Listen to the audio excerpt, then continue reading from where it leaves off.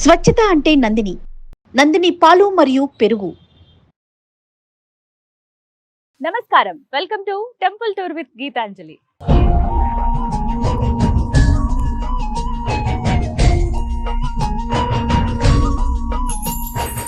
త్రేతాయుగం నుంచి ఈ భద్రాచలానికి ఎంతో ప్రాముఖ్యత ఉందండి. ఎక్కడా మనం ప్రపంచంలో చూడని విధంగా ఆ శ్రీరాముల వారు కుడి చేతితో శంఖాన్ని, ఎడమ చేతితో చక్రాన్ని ఇక్కడ ధరిస్తారు. మరోవైపు ఆ సీతమ్మ తల్లిని ఒడిలో కూర్చోబెట్టుకుని పక్కనే లక్ష్మణుల వారు నుంచున్నట్టుగా విగ్రహాలు ఇక్కడ మనకు కనిపిస్తాయి. అంతేకాదు, రామ భక్తుల్లోనే అతి శ్రేష్ఠులైనటువంటి ముగ్గురు భక్తులను ఈ ప్రాంతంలోనే స్వామివారు అనుగ్రహించారని చెబుతారు. వారెవరో కాదు, మేరు మేనకల సుపుత్రుడైనటువంటి భద్రుడు, అలాగే గిరిజన మహిళ అయినటువంటి పోకల దమ్మక్క, ఇక మరొకరు కంచర్ల గోపన్న, అదేనండి శ్రీరామదాసులు వారు. వీరి ముగ్గురిని అనుగ్రహించింది ఈ ప్రాంతంలోనే. వారు నిర్మించినటువంటి ఆలయమే ఇది. ఆయన కొలువైనటువంటి ఆ భద్రగిరే ఇది. ఇలా ఎన్నో విశేషాలతో అడుగడుగున ఆధ్యాత్మికత ఉట్టిపడుతూ చరిత్రకు సాక్ష్యంగా నిలిచినటువంటి ఆ రామయ్య ఆలయాన్ని మనము వీక్షిద్దామా? రండి, అలాగే ఆ స్వామి వారిని కూడా దర్శనం చేసుకుందాం.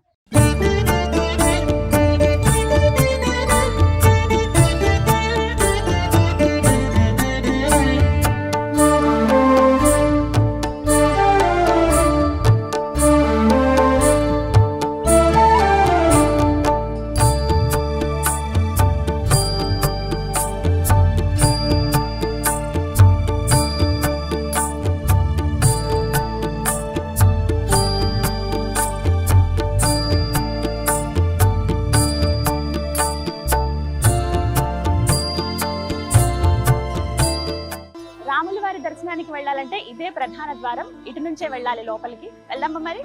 రండి. సుగ్రీవమిత్రం పరమం పవిత్రం సీతాకళత్రం నవమేఘ. ఆలయం లోపలికి మనం అడుగు పెట్టేశాము. కోలాహలంగా ఉంది భక్తులందరితోటి. లోపలికి అడుగు పెట్టగానే మనకి ముందుగా ఎడం పక్కగా గోకుల రామం అని చెప్పి మనకి గోశాల కనిపిస్తుందండి. వచ్చి అక్కడ గ్రాసం కూడా మనం తినిపించవచ్చు. వెళ్ళి ఒకసారి ఆవుల్ని కూడా చూద్దామా మరి? ఆవులు ఉన్నాయి, ఎద్దులు కూడా ఉన్నాయి ఇక్కడ. వెళ్దాం. అమ్మా, ఎంత? Thank you. మన చేతులతో ఇక్కడ పశుగ్రాసం మనమే తినిపించవచ్చు అనమాట.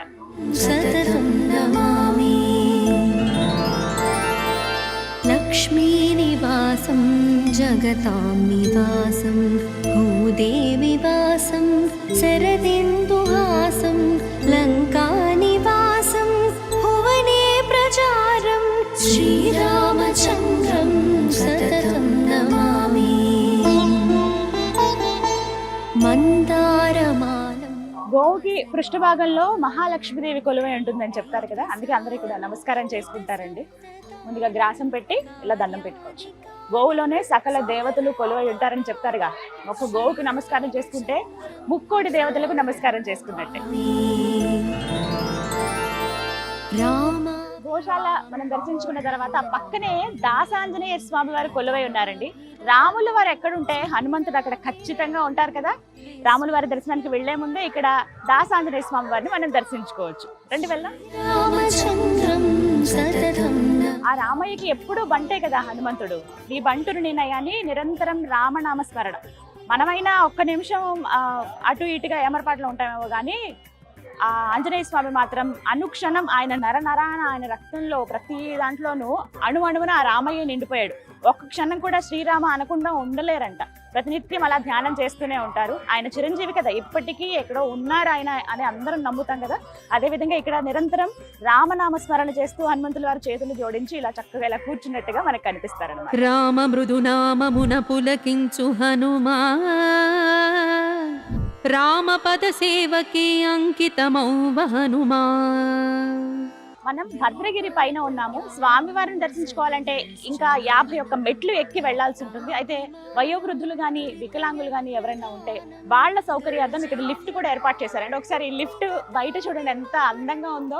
ఒకవైపు ఏమో ఆంజనేయ స్వామి వారు, మరోవైపునేమో గరుత్మంతులు, ఇక ఇక్కడ శ్రీరామదాసు స్వామివారి అపర భక్తుడు శ్రీరామదాసుకి అలాగా పెయింటింగ్స్ లాగా వేసి అందంగా చాలా అలంకరించారు. నీట్ గా తీర్చిదిద్దారని చెప్పుకోవాలి లిఫ్ట్ ని. అయితే లిఫ్ట్ సౌకర్యం కూడా ఉంది. అలా ఎవరైతే పెద్దవాళ్ళు ఉంటారో వాళ్ళు వెళ్ళడానికి. శ్రీరామచంద్రం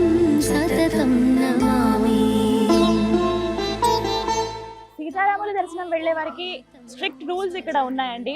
ఫోన్స్ కానీ లేకపోతే వాళ్ళతో తెచ్చినటువంటి పెద్ద పెద్ద బ్యాగ్స్ కానీ అలాగే కెమెరాస్ కానీ ఇవేవి కూడా లోపలికి అలౌ చెయ్యరు. సో అందుకని అవన్నీ భద్రపరచుకోవడానికి ఇక్కడ లాక్ రూమ్స్ ఉన్నాయి. ఇక్కడ ఏంటంటే జస్ట్ 5 రూపీస్ 5 రూపాయలు ఇచ్చి మన వస్తువులు ఇక్కడ భద్రపరచుకుని వెళ్ళొచ్చు. మళ్ళీ తిరిగి వచ్చిన తర్వాతే కలెక్ట్ చేసుకోవాలన్నమాట. సతతం నమామి శ్రీరామచంద్రం సతతం నమామి.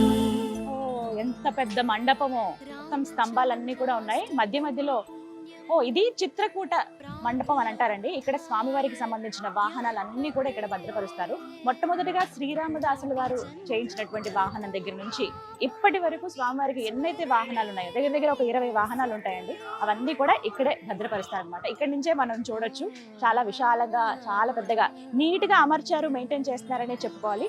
ఆ పైనంతా కూడానండి బాపు రమణలు రాముల వారికి ఎంత అపరభక్తులు మనకు తెలుసు కదా, వాళ్ళు చిత్రించినవి అలాగే వారు రాముడి గురించి రాసినవి ఇలా ఫోటో ఫ్రేమ్స్ లాగా చేయించి ఆ పైన అంతా పెట్టారన్నమాట. చాలా సుందరంగా ఉంది. ప్రత్యేకించి బ్రహ్మోత్సవాలప్పుడు అలాగే శ్రీరామనవమి అప్పుడు ఇంకొన్ని సందర్భాల్లో స్వామివారికి వార్షిక బ్రహ్మోత్సవాలు అవుతూ ఉంటాయి, ఇంకా కొన్ని కార్యక్రమాలు జరుగుతుంటాయి కదా, అప్పుడు ఈ వాహనాలపైన స్వామివారు ఊరేగేది అవన్నీ ఇక్కడే ఉన్నాయన్నమాట. హనుమంతుడు అలాగే హంస ఉంటుంది, కల్పవృక్షం అలాగే గరుత్మంతుడు, ఇలా ఎన్నో వాహనాలన్నీ ఇక్కడే భద్రపరిచారు. ఇదే మెట్ల మార్గం, ఇదే 51 మెట్లు. ఈ మెట్ల మార్గం ద్వారానే మనం పైకి వెళ్ళి స్వామివారిని దర్శించుకోవాలి. పైన ఇంకా విశాలంగా ఉంటుంది. వెళ్దాం మరి. రామచంద్ర సంసారతారం నిగమ ప్రచారం ధరావతారం రితభూమి భారం మెట్లకి పైకి రాగానే ముందుగా మనకి దర్శనమిచ్చేది ఇక్కడ హనుమంతుల వారే. ఎంత చక్కగా ఉంటారు తెలుసా ఇక్కడ స్వామి, నుంచుని ఉంటారన్నమాట. ప్రత్యేకించి మనం రాముల వారి దర్శనానికి వెళ్ళాలంటే ముందు ఆయన వంట హనుమాన్ పర్మిషన్ అడగాలి కదా, వెళ్ళి రాముల వారి దర్శనం మాకు చక్కగా జరగాలి తండ్రి అని చెప్పి ఆయన అడిగితే ఖచ్చితంగా మనకి రాముల దర్శనాన్ని క్షేమంగా అందిస్తారు అనమాట. అండ్ వెళ్ళడం దండ పెట్టుకుంటాం.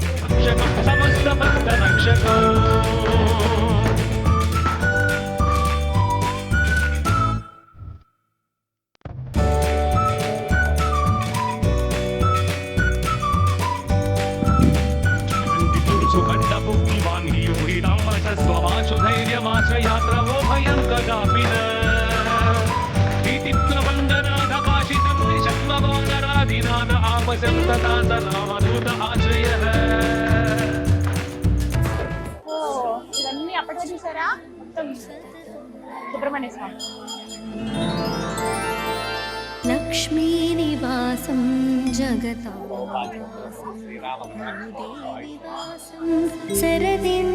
ఇక ఆలయ ప్రాంగణంలో కంటే ప్రధాన ద్వారం ఇది. ఇక్కడికి అడుగు పెట్టేశాము. ఇదే భక్తులందరూ వెళ్ళడానికి ఇది క్యూ లైన్ అండి. తిరిగి వెళ్ళిపోయేది ఎగ్జిట్ లైన్ ఇది అనమాట. ఇలా ఈ మార్గం ద్వారా లోపలికి రావచ్చు. ఎందుకంటే మనకి ఇక్కడ రామనామంతోనే స్వాగతం పలుకుతారు లోపలికి. విశాలం రిత సప్తతాళం కార్యాదికాలం. ఇదే స్వామివారి ధ్వజస్తంభం. ముందుగా మనం ధ్వజస్తంభం దగ్గర దండం పెట్టుకుంటాం కదా, అలాగే ఇక్కడ దండం పెట్టుకోవచ్చు. అయితే లోపల దాకా వెళ్ళడానికి లేదు, ఈ చుట్టూ ఇక్కడి నుంచి దండం పెట్టుకుని వెళ్ళొచ్చు అనమాట. అల్లంత దూరం నుంచి అంటే ఈ భద్రాచలం చుట్టుపక్కల మనం ఎక్కడ ఉన్నా సరే ఈ ధ్వజస్తంభం మనకి దర్శనం ఇస్తుంది. సుగుణాభిరామం విశ్వ ప్రమాణం క్రతుభోగకామం శ్రీరామచంద్ర. ఇదే లోపల దర్శనానికి వెళ్లే మార్గం అండి. ఈ క్యూ లైన్ల ద్వారానే వెళ్తారు భక్తులందరూ కూడాను. చాలా సందడిగా ఉంది, భక్తులతో కోలాహలంగా ఉంది, రద్దీగా ఉందని చెప్పుకోవాలి. ఈ మార్గం గుండానే లోపలికి వెళ్తారు. జయ విజయాలు బయట మనకి విగ్రహాలు కనిపిస్తాయి. ఆ తర్వాత ప్రధాన ఆలయంలోకి వాళ్ళు అడుగు పెట్టినట్టే పైన మనకి లక్ష్మీదేవి గజలక్ష్మి అమ్మవారి దర్శనమిస్తారు. అంతా కూడా బంగారం తోడుగా అనమాట. అలా ఆ బంగారు వాకిల్ నుంచి లోపలికి వెళ్లి స్వామివారిని దర్శనం చేసుకోవచ్చు. వీళ్ళందరూ స్వామివారి దర్శనం కోసమే వేచి ఉన్నారు.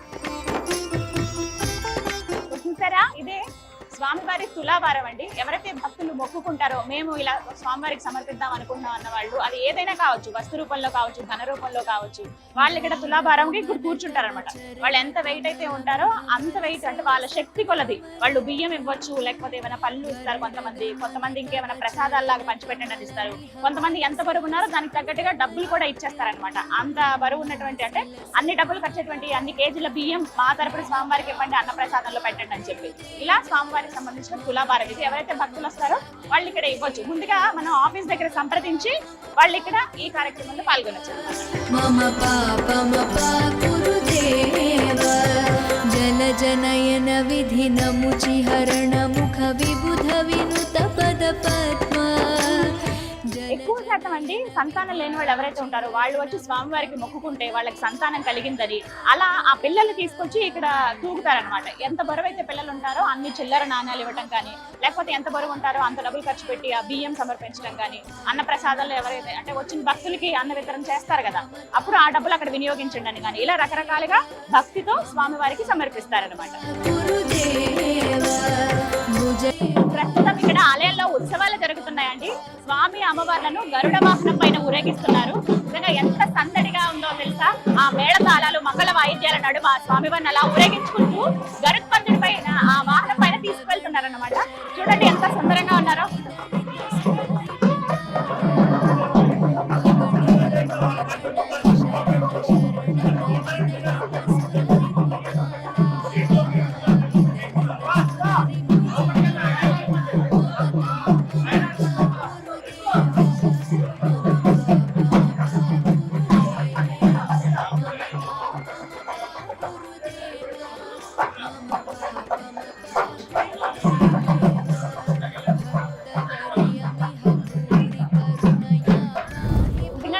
భద్రగిరి పైన మనం నుంచుంటే అడుగడుగున స్వామి మనకు కనిపిస్తూ ఉంటారు. ప్రత్యేకించి అద్భుతాలే, ఒక వైకుంఠంలో మనం ఉన్నామా అన్న భావన కలుగుతూ ఉంటుంది.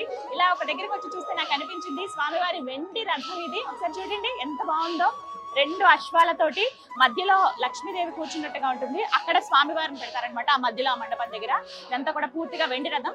సమర్పించిన వాళ్ళ పేర్లు కూడా ఇక్కడ ఉంది. భక్తులు చేయించారు ఇక్కడ. అక్షరాల ఈ రథం ఖర్చు 36 లక్షల రూపాయలండి. మొత్తం పూర్తిగా వెండితో చేసిందే ఇదంతా కూడా. చాలా బాగుంది. అయితే ఈ వెండి రథాన్ని లాగేటువంటి అదృష్టం భక్తులకు కూడా ఉంది. ప్రత్యేకంగా రుసుము ఉంటుంది. 1116 మనం కడితే ప్రతిరోజు ఆ కార్యక్రమం ఉంటుంది. ఎవరికైతే స్వామివారి సేవలో పాల్గొనాలనుకుంటారో వాళ్ళు అలా డబ్బులు కట్టి మనం ఇలా స్వామివారి రథాన్ని మన చేతులతో లాగొచ్చు అనమాట. ఎంత అదృష్టమో కదా అది. మీరు కనుక భద్రాచలం వచ్చినప్పుడు ఖచ్చితంగా మిస్ అవ్వద్దు. ఇలాంటి ఏమైనా ఛాన్స్ ఉంటే డెఫినెట్ గా స్వామి సేవలో పాల్గొనాలి.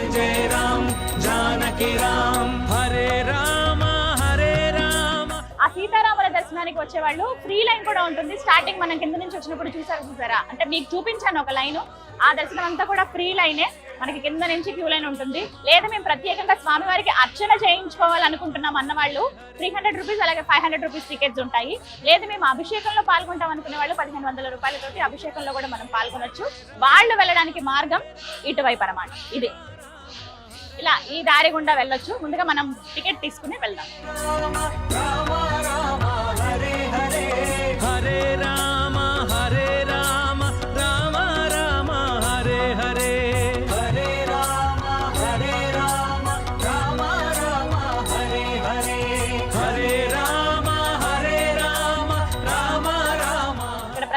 కొన్ని ఆచారాలు కూడా ఉంటాయండి. ఎవరైతే నూతన దంపతులు ఉన్నారో వాళ్ళు ఖచ్చితంగా వివాహం జరిగిన వెంటనే స్వామివారి దర్శనానికి వస్తారు. ఇక్కడ స్వామివారి కళ్యాణంలో కూడా పాల్గొంటారనమాట. అలా కొత్తగా పెళ్ళైన జంట కూడా వచ్చారు చూడండి.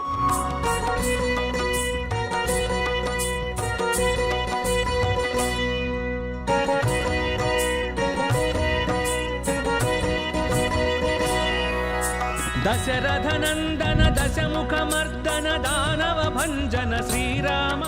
దర్శనం ఎంత చక్కగా జరిగిందో తెలుసా. స్వామివారి దగ్గర ఒక 10 నిమిషాలు చూసుంటానండి. ప్రత్యేకంగా అడిగి మరీ వెళ్ళాను. అయితే మూలమూర్తులను ఫోటో తీయడం కానీ వీడియో తీయడం కానీ నిషిద్ధం. అది నేను ఎప్పుడు గౌరవిస్తాను. ఆ మాటని మనం అందరం గౌరవించాలి.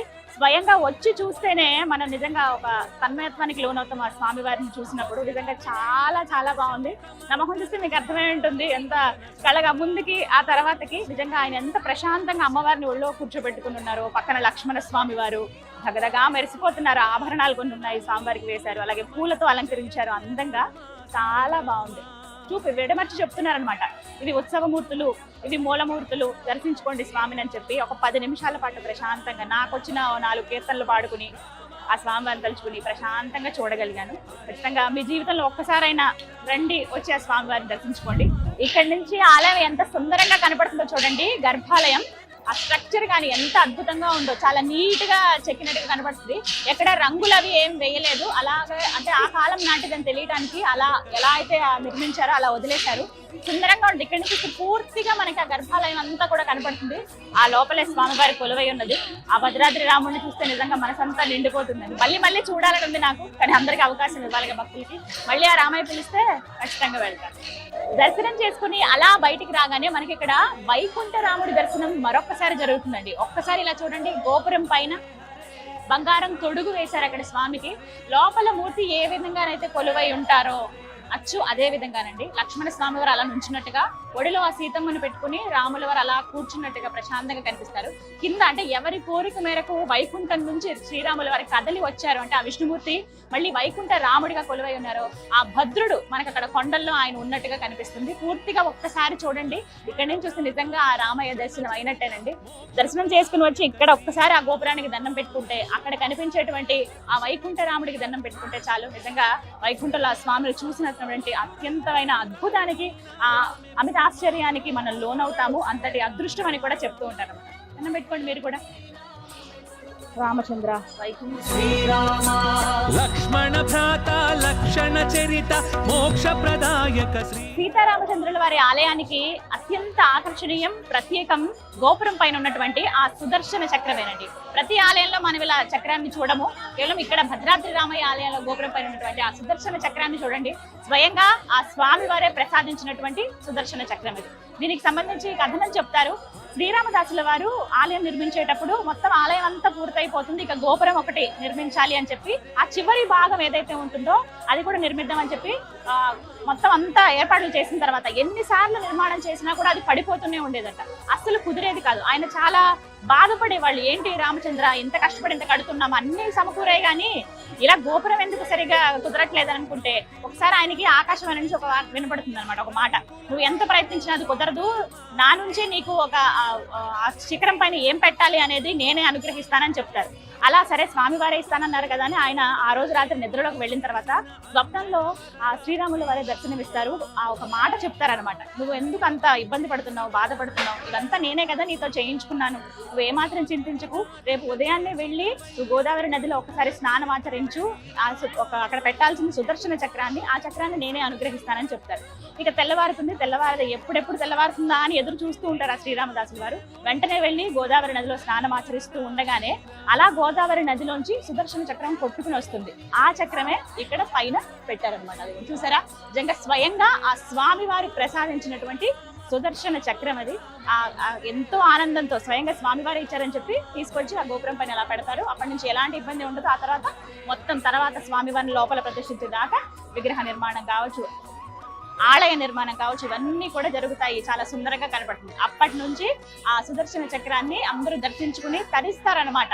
ఎంత మనం లోపల దర్శనం చేసుకుని అంతా వచ్చినా కూడా గోపురం పైన ఉన్నటువంటి ఆ సుదర్శన చక్రాన్ని చూస్తే ఇక మనసంతా నిండిపోతుందండి. స్వయంగా ఆ విష్ణుమూర్తి అంటే ఆ రాముల వారే అందించారు కదా. రమ్యమైనది రామనామము వీళ్ళంతా కూడా దర్శనం కంప్లీట్ చేసుకుని బయటికి వచ్చిన వాళ్ళు అనమాట. ఇక్కడ స్వామివారి తీర్థ ప్రసాదం అందిస్తూ ఉన్నారు.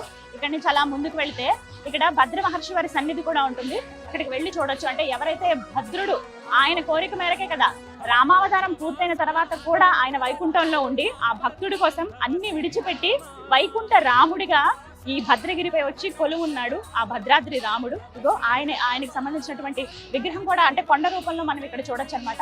మరి ఆలయం కూడా ఇక్కడే ఉంది. శ్రీరామ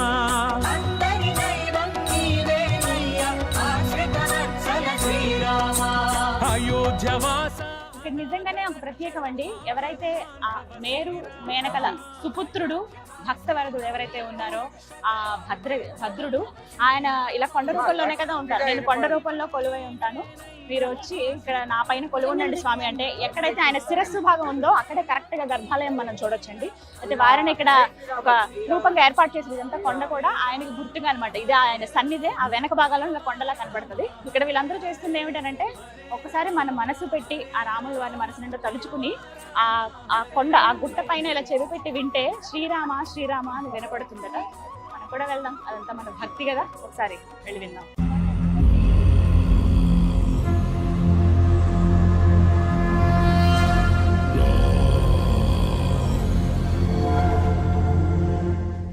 ఎంతటి అదృష్టవంతులు కదా ఆ భద్రుడు. ఆయన కోసమే వైకుంఠం నుంచి ఆయన ఎవరికి చెప్పకుండా సిరికిని చెప్పడు, చేదోయి సంధింపడు, అంటే ఏవి శంకు చక్రాలు వదిలేస్తాడు, ఆదిశేషుకి చెప్పడు, అంటే సీతమ్మ వారికి కూడా చెప్పకుండా భక్తుడి కోసం పరిగెత్తుకుని ఆ వైకుంఠం నుంచి వచ్చేస్తాడు ఆ వైకుంఠ రాముడు. అలాగే వచ్చి ఇక్కడ వైకుంఠ రాముడిగా కొలువై ఉన్నాడు అనమాట.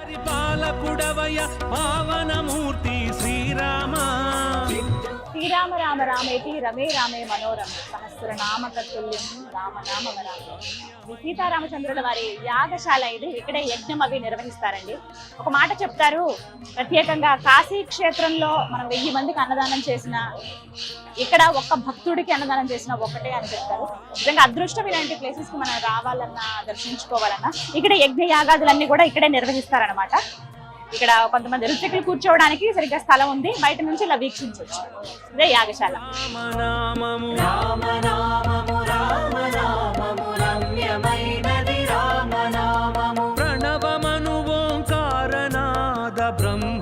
ఆ సీతారామచంద్రుల వారికి ఎప్పుడు నిత్య కళ్యాణం పచ్చ తోరణమేనండి. స్వామివారికి నిత్యం కళ్యాణం జరుగుతుంది. అందులో భాగంగా కళ్యాణం జరిగేటువంటి స్థలం ఇక్కడే, ఇదే మండపంలో స్వామివారికి కళ్యాణం చేస్తారన్నమాట. ఎంతో విశాలంగా ఉంటుంది.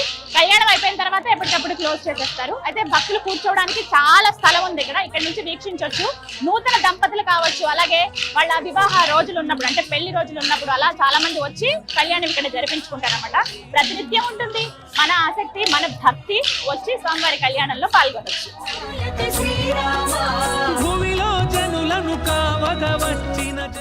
నిజంగా ఎంత ప్రశాంతంగా ఉందండి, మనసంతా నిండిపోయింది. నిజంగా వైకుంఠంలో అడుగు పెట్టానని నన్న భావన ఉంది నాకైతే. స్వామివారు ఎంత నిండుగా చక్కగా కనిపిస్తున్నారో. ఇక్కడికి వచ్చిన ప్రతి భక్తుల్లోనూ ఎప్పుడెప్పుడు స్వామిని చూద్దామా అని వెళ్తున్న భక్తులు ఒకవైపు, దర్శనం చేసుకుని వచ్చిన తర్వాత అమితానందంతో కనబడుతున్న భక్తులు మరోవైపు. నిజంగా ఇదొక ప్రత్యేకమైన లోకం భద్రాద్రి రామయ్య. ఎప్పుడో అనుకున్నాను రావాలని, కానీ ఇలా వచ్చి దర్శనం ఎంత బాగా జరుగుతుందని మాత్రం నేను అనుకోలేదు. చాలా సంతోషం అనిపించింది. సాధారణంగా నాకు మా అమ్మగారు చెప్పేవాళ్ళు, ఎక్కడైతే కీర్తనలు ఉంటాయో, ఎక్కడైతే భజనలు చేస్తారో, ఎక్కడైతే రామ సంకీర్తనలు స్మరణలు జరుగుతాయో అక్కడ శ్రీ మహావిష్ణువు కొలువై ఉంటాడు అని చెప్తారు మా అమ్మగారు. అలా నాకు ఎన్నో కీర్తనలు మా అమ్మగారు కూడా నేర్పించారండి. మా అమ్మగారు రాముడికి అపర భక్తురాలు అనమాట. ఏమన్నా ఉన్న రాముడిలా అని రామాయణం గురించి అవన్నీ నేను తెలుసుకున్నానంటే ఆవిడ నుంచి. మన పెద్దవాళ్లే కదా నేర్పిస్తారు. ఇక్కడికి వస్తే పూర్తిగా ఇంకా మనకి తెలుస్తుంది రామ భక్తులు ఏ విధంగా ఉన్నారు, రామ భక్తుడు ఏ విధంగా ఈ ఆలయాన్ని అంతా నిర్మించారు అని చెప్పి చాలా అద్భుతంగా ప్రతి ఒక్కటి మనం తెలుసుకోవచ్చు. అలా ఎన్నో కీర్తనలు నా మనసుకి నచ్చినవి కూడా ఉన్నాయి. అలా మా అమ్మగారు ఆ కీర్తనలు పాడుతుంటే నేను కూడా వినేదాన్ని. అందులో నాకు నచ్చింది ఎప్పుడూ నేను స్మరించుకునేది ఆ రాముడి గురించి. శ్రీరామాయ రామభద్రాయ రామచంద్రాయ వేదసే రఘునాథాయ నాథాయ సీతాయ పతయ నమః. జయ శ్రీరామ్. ఎంత చక్కగా ఉంటాయో ఆయన గురించి పాడినప్పుడు కానీ ఎవరైనా చెప్తుంటే విన్నా కూడా ఆ యుగ పురుషుడు, ఆ మర్యాద పురుషుడు నిజంగా ఎంతో ఉత్తమమైన, అంటే మనిషి రూపంలో వచ్చి ఆ దేవుడు, ఆ వైకుంఠనాథుడు ఇలా మానవాళికి ఎలా బతకాలి అని నేర్పించారు. రామాయణం ద్వారా మనం ఎన్నో విషయాలు కూడా నేర్చుకోవచ్చండి. అందులో వారు వనవాసం చేసే సమయంలో ఇదే భద్రాద్రిలో ఇక్కడే ఆయన గడిపారు అనడానికి కొన్ని గుర్తులు కూడా ఉన్నాయి. అలాగే ఒక భక్తుడి కోసం ఆయన వచ్చి ఇక్కడ కొలువై ఉన్నారు అనడానికి పెద్ద గుర్తు, నిదర్శనం ఈ ఆలయం. సుగ్రీవమిత్రం పరమం పవిత్రం. భద్రాద్రి రామయ్య గర్భాలయం ఎంత సుందరంగా ఉంటుందో తెలుసా అండి. అణువణువున ఆధ్యాత్మికత ఉట్టిపడుతూ ఉంటుంది. సింపుల్ గా మనకి కనిపిస్తుంది కానీ చాలా సుందరంగా ఉంటుంది. ఎక్కడ రంగులు అవి వేసి ఉండదు. ఆ సిమెంట్ కలర్ లో, నా గ్రే కలర్ లోనే ఉంటుంది ఆలయం, కానీ చాలా బాగుంటుంది. ఆ సుదర్శన చక్రం చూడొచ్చు, భద్రాద్రి రాముడి రూపం అక్కడ చూడొచ్చు. అలాగే ఆలయం అంతా కూడా, అంటే మొత్తం ఈ గర్భాలయం అంతా కూడా ఒక రథం లాగా ఉంటుంది. గుర్రాలు ఇలా లాగుతున్నట్టుగా అనిపిస్తుంది అనమాట. మొత్తం ఒక రథం మాదిరిగా ఉంటుంది. ఇక్కడ పెద్ద చక్రం చూసారా, ఇలా అటువైపు కూడా చక్రాలు ఉంటాయి. మొత్తం 4 వైపులో 4 చక్రాలు ఉంటాయి. ఇలా గుర్రం మీద ఒక మనిషి ఇలా ముందుకు తీసుకువెళ్తున్నట్టుగా ఉంటుంది. ఆ రామయ్య నిజంగా ఎంత అందంగా ఈ ఆలయాన్ని తీర్చిదిద్దుకున్నాడు. ఆయన భక్తుడితో కదా, ముందుగా దమ్మక్క ఆయన విగ్రహం ఇక్కడ ఉంది అని చెప్పి ఆమెకి కలలో స్వామి కనిపించి చెప్పడం, ఒక మాట కూడా ఇస్తారు, నీకు ఇంకొక భక్తుడు తోడవుతాడు, ఆయనతో పాటు నువ్వు నాకు ఆలయం నిర్మిస్తావని చెప్పి చెప్పడం. అలా నిర్మాణమైనటువంటి ఆలయమే ఈ భద్రాద్రి ఆలయం. మందారమాలం వసనేరసాలం. శ్రీరామ ఈ పేరే ఒక తారక మంత్రం అండి. మనసులో అనుకున్న బయటికి మనం అన్నా, లేకపోతే భజనల్లో కీర్తనల్లో మనం స్మరించిన, ఎవరికైనా రామ అనమని చెప్పినా అది ఎంతో పుణ్యం అండి. అలాంటిది కొంతమంది రామకోటి అని రాస్తూ ఉంటారు. ఆ పుస్తకాలు కూడా మనకి ఇక్కడ ఆలయం దగ్గరలోనే ఉంటాయి. అయితే అవన్నీ రాసిన తర్వాత వాటిని ఏం చేయాలంటే భద్రాద్రి ఆలయంలో వాటిని సమర్పించేయాలని చెప్తారు కదా. అలా ఎక్కడ సమర్పించాలంటే ఇదిగోండి ఇక్కడ చూస్తున్నారు కదా, ఇక్కడే ఆ మండపం ఇది. ఇదే ఆ మండపం. మొత్తం రామకోటి పుస్తకాలే కనిపిస్తాయి మనకి ఇక్కడ. మనం ఒక దీక్షగా తీసుకుని కొంతమంది, లేకపోతే ప్రతినిత్యం ఇన్ని రామనామాలు అని చెప్పి కొంతమంది రాస్తూ ఉంటారు. అలా ఆ పుస్తకం తీసుకువెళ్ళి ఆ రామనామాలు రాసి తర్వాత మళ్ళీ ఇక్కడ భద్రాచలంలోనే, ఇక్కడ స్వామివారి సన్నిధిలోనే, ఇక్కడ ఈ మండపం దగ్గర అవి ఇచ్చేస్తారు అన్నమాట. అక్కడ సమర్పించేస్తారంటే ఆ రాముని తలుచుకుంటూ మనం రాసినటువంటి ఆ రామకోటని మళ్ళీ ఆ రామయ్య చెంతకే ఇచ్చేసినట్టు అనమాట.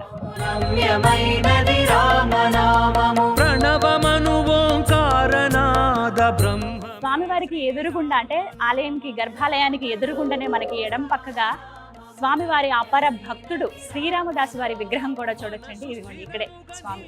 ఎంతటి అదృష్టవంతులు ఆ భక్త రామదాసు. నిజంగా ఆయన కంచర్ల గోపన్నగా ఒక తహసీల్దార్గా ఉన్న వ్యక్తి రాముడి గురించి తెలుసుకుని రామ భక్తుడిగా మారిపోయి ఆ తర్వాత ఆయన రచించినటువంటి కీర్తనలు అపారం అండి, అనిర్వచనీయం. అవి ఎంత అద్భుతమైనవి అంటే ప్రతి ఒక్కరూ కూడా సులువుగా, ఇప్పుడు పండితులైనా పామరులైనా ఎవరైనా పాడుకుని కీర్తించుకుని తరించే విధంగా ఆ కీర్తనలు ఆయన రచించారు. నిజంగా అపర భక్తుడు ఆయన దర్శించుకున్న మాత్రాన్ని మనకి పుణ్యం లభిస్తుందని చెప్తూ ఉంటారు. అటువంటిది ఆ రామదాసు నిర్మించినటువంటి ఆలయమే ఇదంతా, ఈ భద్రాచలం.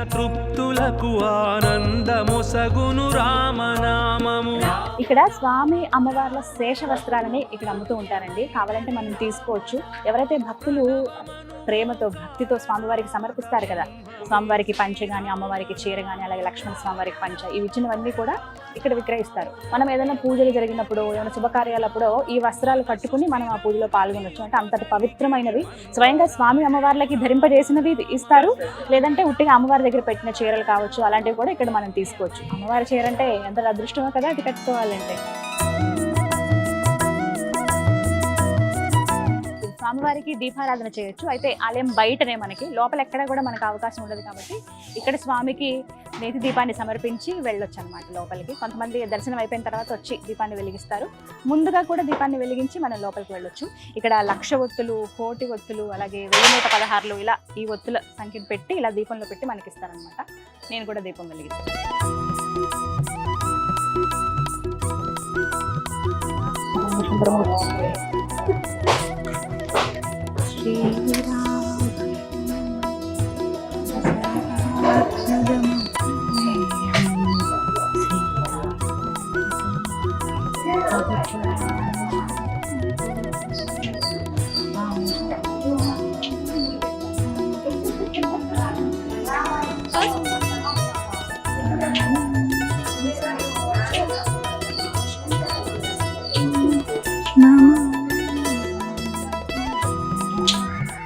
అపర శబరి కోకల దమ్మక్కను ఇక్కడ మనం దర్శించుకోవచ్చండి. ఆ భద్రాద్రి రాముణ్ణి ముందుగా వెతికి, అంటే ఆ స్వామి ఎక్కడున్నారో తెలుసుకుని ఒక చిన్న పాకలో ఒక మందిరం లాగా నిర్మించి కొలిచినటువంటి భవ్య ఘనత ఆవిడ సొంతం.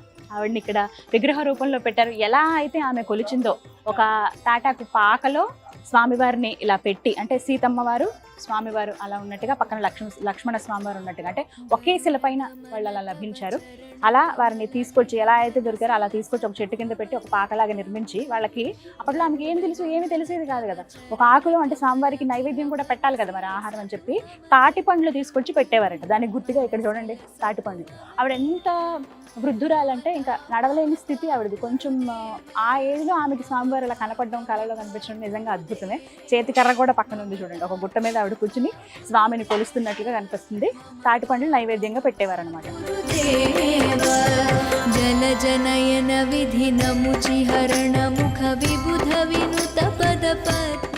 దమ్మక్క ఇదే భద్రాచలం ప్రాంతంలో ఆవిడ నివాసం ఉండేవాళ్ళండి. ఎప్పుడెప్పుడు ఆ స్వామి మనకు దర్శనం ఇస్తారా, ఆ స్వామి కృప ఎప్పుడు నా పైన కలుగుతుందా అని ఆమె ఎప్పుడు ఎదురు చూస్తూ ఉండేది. అపర భక్తురాలు ఆ శ్రీరామచంద్రుడికి ఆవిడ.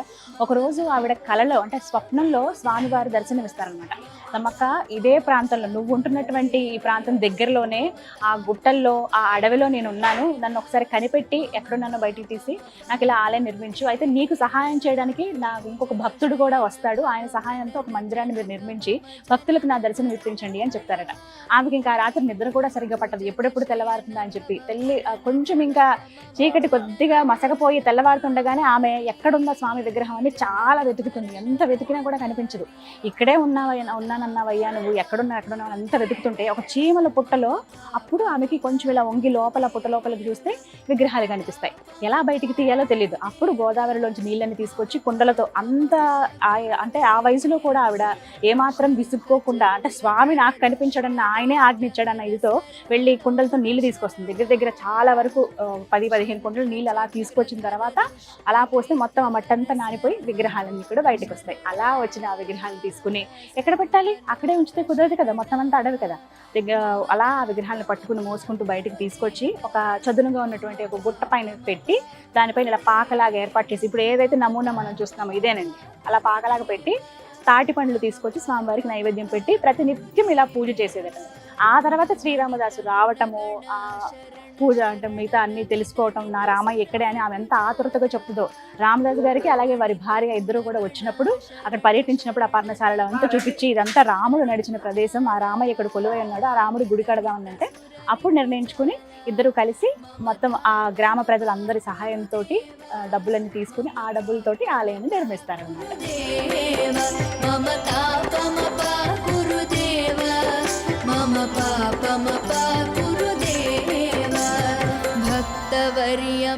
ప్రతి సంవత్సరం శ్రీరామనవమి రోజున సీతారాముల కళ్యాణం ఎంత వైభవంగా జరుగుతుందో మనందరికీ తెలిసిందే కదా. ఆ కళ్యాణం జరిగేది ఇక్కడే. ఇదే మిథిలా స్టేడియం అంటారు ఈ ప్రాంతాన్ని. లక్షల మంది చూస్తుండగా ఇక్కడ స్వామివారికి కళ్యాణం జరుగుతుంది. ఇంకా కోట్ల మంది టీవీల ద్వారా మనం అలాగే ఫోన్స్లో మనం వీక్షిస్తూ ఉంటాం అనమాట. ఇక్కడికి వచ్చి ఆ కళ్యాణంలో పాల్గొనటం, అక్కడ నుంచి చూడడం అనేది చాలా గొప్ప అదృష్టం. సంవత్సరానికి ఒక్కసారి జరిగేటువంటి ఆ కార్యక్రమంలో పాల్గొనాలని ఎంతోమంది పరితపిస్తూ ఉంటారు. చాలా కొద్ది మందికి మాత్రమే అదృష్టం దొరుకుతుంది. నేనైతే ఎప్పుడు చూడలేదు. ఎప్పుడైనా ఒక్కసారి ఆ కళ్యాణం చూసే భాగ్యం దక్కాలని ఆ రామచంద్రుల వారికి మనం విన్నవించుకుందాం. భక్తవర్యమిహ భూరి కరుణయా పాహి భారతీ తీర్థం, భక్తవర్యమిహ భూరి కరుణయా పాహి భారతీ తీర్థం, పాహి భారతీ తీర్థం, మమ తాపమపాకురు దేవ, మమ పాపమపాకురు దేవ. నిజంగా ఎంతటి అదృష్టమో. స్వామివారి ప్రసాదం తీసుకున్నాను అంటే అందరూ తీసుకున్నట్టుగా వెళ్ళి ఆ లడ్డు కౌంటర్ దగ్గర నుంచుని ప్రసాదం తీసుకోవడం కాదండి. ఇప్పుడే స్వామివారికి నివేదించినటువంటి మధ్యాహ్న సమయం అయింది. మీకు దాదాపుగా చూస్తే అర్థమై ఉంటుంది, అందరూ కూడా వెళ్ళిపోతూ ఉన్నారు. సమయం అంటే ఆలయం వేళలు కూడా ఉదయం 5 గంటల నుంచి మధ్యాహ్నం 1 గంట వరకు, మళ్ళీ 4 గంటలకి ఆలయం తెరుస్తారు. 4 గంటల నుంచి రాత్రి 8 వరకు తెరిచి ఉంటుంది. అయితే ఈ మధ్యాహ్న సమయం ఏదైతే స్వామివారికి ప్రసాదం అంటే ఆ నైవేద్యాన్ని నివేదన చేస్తారో అదే నైవేద్యం ప్రసాదంగా నాకు అందించారు. కదంబం ఇవాళ స్వామివారికి నివేదించారనమాట. ఆ ప్రసాదం వేడివేడిగా ఉంది. ఇంకా అయ్యగారు వచ్చి ఇవ్వగానే చాలా సంతోషం అనిపించింది. చాలా ప్రత్యేకమమ్మ, స్వామివారికి ఇప్పుడే నివేదించినటువంటి ప్రసాదం ఇది, కదంబం అని చేతికిచ్చారు. అదృష్టం నిజంగా. ఇక మనందరికీ ఎంతో ఇష్టమైన స్వామివారి ప్రసాదం అందించేది ఇక్కడేనండి. ఇవే ఆ కౌంటర్స్. మనం ఆలయం లోపల నుంచి కూడా ఇలా రావచ్చు, లేదంటే మొత్తం ఆలయానికి వెనక భాగంలో ఉంటుంది. ఈ మాఢ వీధుల్లోనే ఇలా నడుచుకుంటూ వచ్చి ఇక్కడ తీసుకోవచ్చు అనమాట. ఇక్కడ మనకి ప్రత్యేకంగా స్వామివారిది కళ్యాణం లడ్డు ఇక్కడ మనం కొనుక్కోవచ్చు. అలాగే మామూలుగా స్వామివారి ప్రసాదం లడ్డు, చక్కెర పొంగలి, పులిహోర ఇవన్నీ ఇక్కడే దొరుకుతాయి. ఇదే పోకల దమ్మక్క స్వామివారి అన్నప్రసాద భవనం. ఇక్కడే స్వామివారి అన్నప్రసాద వితరణ జరుగుతుంది. దర్శనానికి వచ్చిన భక్తులందరూ కూడా ఒక్కసారైనా ఆ స్వామివారి ప్రసాదాన్ని తీసుకుంటే చాలు, అది మహద్భాగ్యం అని ఫీల్ అవుతారు. అలాంటి వారందరూ కూడా ఇక్కడ ప్రసాదాన్ని తీసుకుంటారండి. సమయం ఉంటుంది ప్రత్యేకంగా, మధ్యాహ్న సమయంలో ఇక్కడ భోజనాలు ఉంటాయి. అప్పుడు వెళ్ళి మనం భోజనం చేయొచ్చు. నిజంగా చాలా అమృతంలాగా ఉంటుంది స్వామివారి ప్రసాదం అయితే. ఎవరైతే ఇలా వచ్చి దర్శనానికి స్వామివారి దర్శనం చేసుకుని అన్ని విశేషాలు చూసి ఇక్కడ చుట్టూ షాపింగ్ అవి చేసుకుని చివరిగా స్వామివారి ప్రసాదం తీసుకోవడంతో ఆ రాముల వారి దర్శనం కంప్లీట్ అయినట్టే. నా దర్శనం కూడా దాదాపుగా పూర్తయిపోయింది. నేను కూడా అన్నప్రసాదానికి స్వీకరించడానికి వెళ్తాను. ఎవరైతే భద్రాచలం వస్తారో ఖచ్చితంగా ఇవన్నీ కూడా దగ్గరుండి అంటే మీరు కొంత సమయం అంటూ పెట్టుకుని మొత్తం వీక్షించండి, అణువునా చూడండి. ఆ భద్రాద్రి రాముడి విశిష్టత అనేది ఎంతో అద్భుతంగా ఉంటుంది, కన్నుల పండుగగా ఉంటుంది. వీలైతే 1-2 రోజులు ఇక్కడ గడపండి, స్వామివారి కళ్యాణంలో పాల్గొనండి, తరించండి. ఇదే నా కోరిక. అంటే ఇలా ఒక వీడియో చేయడానికి కూడా కారణం అదే, అందరికీ తెలియాలని చెప్పి అందరూ వచ్చి ఆ స్వామివారి కృపకి పాత్రలు అవుతారని కోరుకుంటూ ఇది వాళ్ళ టెంపుల్ టూర్ విత్ గీతాంజలి మరో దివ్య ఆలయ సందర్శనంతో మళ్ళీ మీ ముందుకు వస్తాను. జై శ్రీరామచంద్ర ప్రభు.